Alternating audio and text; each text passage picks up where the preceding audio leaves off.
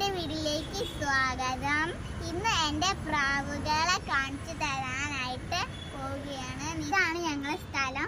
അത് ഞങ്ങളുടെ വീടാണ് കേട്ടോ. അത് കണ്ടോ, ഇവിടെ 3 അട്ടികളുണ്ട്.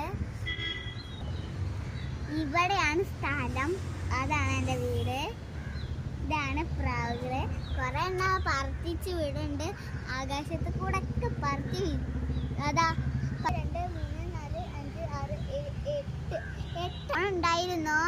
തോനെ ആൾക്കാർക്കും കൊടുത്ത് പറത്തിച്ച് വിട്ടു. കൂട്ടുകാരെ, ഈ ഇവിടുന്ന് നിന്ന അവിടെ ഒരു കടൽ കാണാൻ നേരെ.